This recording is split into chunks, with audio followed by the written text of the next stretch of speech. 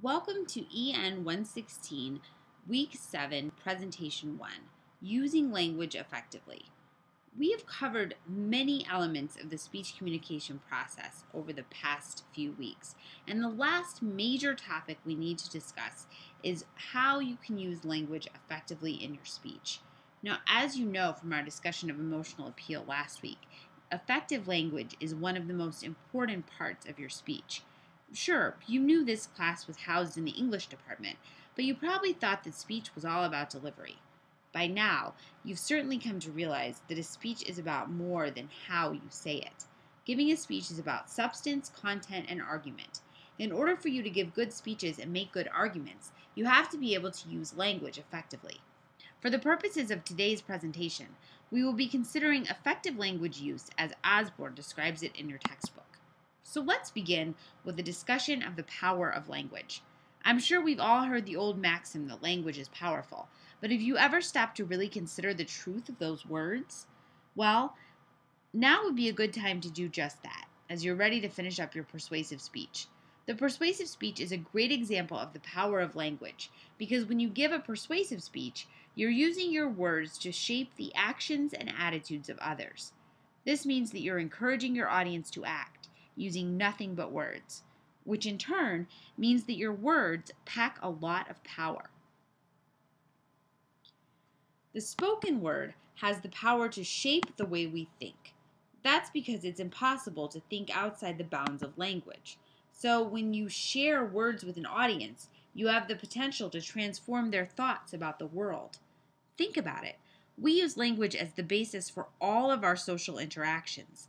Even the gestures we make have a basis in words, because when we see certain gestures, like a thumbs up for example, we translate them into words in our heads. Words also help make up our cultural identity. Even more importantly, we use words to think about others and their social and cultural identities. While both written and spoken words are important and powerful, there are some things that make the spoken word unique.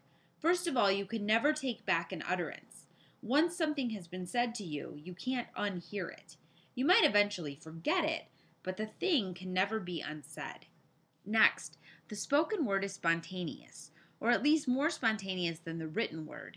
Even if you've written your speech out and think that you've committed it to memory, it's probably never going to come out of your mouth looking exactly like it does on paper. That's okay, and it's another crucial characteristic of the spoken word. Spoken words invite audience response in a way that written words don't.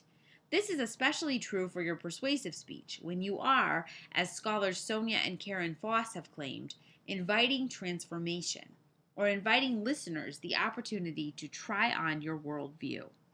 When you use the spoken word correctly, you have the power to make your audience see images, like the speech we studied last week about global warming that used concrete images to drive home his point.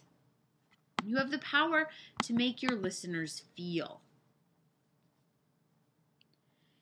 And your words can also help your listeners overcome time and distance to imagine themselves in the place of others. The global warming speech relied on the power of language to collapse the vast difference between privileged Americans and impoverished populations across the world. Spoken words can bring listeners together by constituting them as a group bonded by common interests and a common label. That's why it's so important to remember issues of social and cultural diversity in your speeches. Words can also encourage action, as we know from our discussion of the persuasive speech. This is where our ethical obligations come into play. In order to use language effectively and maximize its potential, your text lays out the six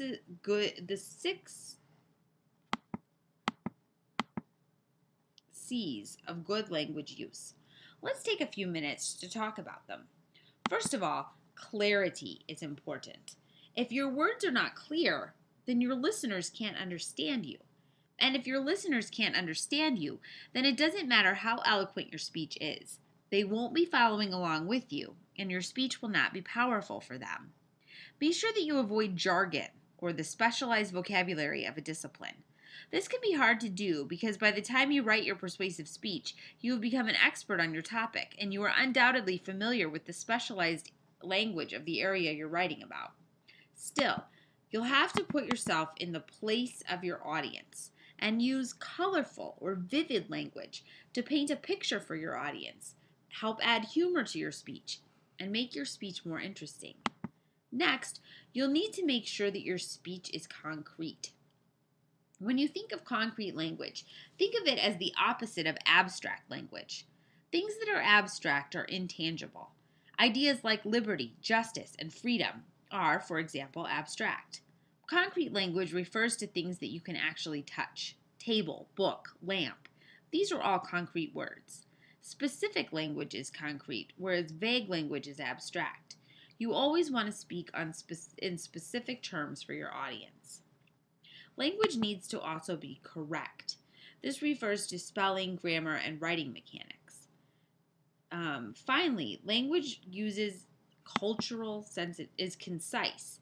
You have to be as concise as possible because this further helps the idea of clarity. But finally, a speech has to be culturally sensitive.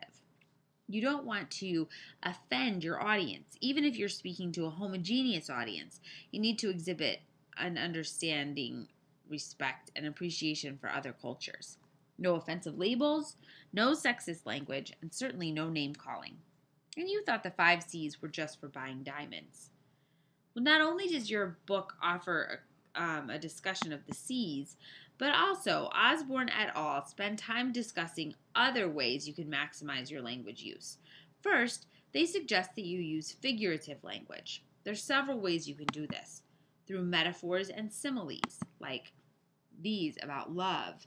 A metaphor is a comparison.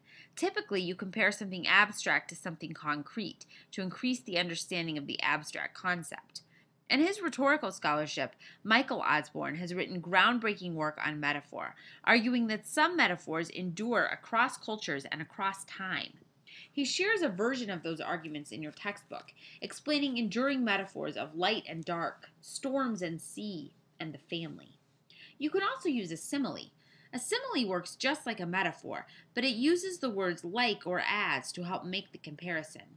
Another type of figurative language is personification. We hear this all the time when we hear talk of the stock market. It's customary to talk about markets like they do biological things like grow or react to world events. This is a tricky rhetorical device in this instance because it makes us think that the market is not a product of human interaction, when of course it is. Another way to make language figurative is to use culture types. As your textbook explains, culture types are terms that express the values and goals of a group's culture. In our country, things like new frontiers are culture types, as progress, freedom, science, equality, and etc. It's important to note that culture types change over time. Related to culture types are ideographs, which are single words that express a country's basic political values. Freedom, equality, justice, liberty, democracy. These are all ideographs, which have long histories that can be contained in a single word. Another way to make your language effective is to change the order of your words.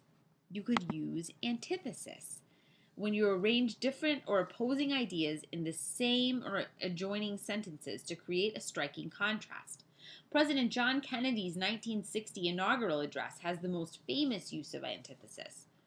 Barbara Bush's 1990 Wellesley College commencement address contains another particularly good example.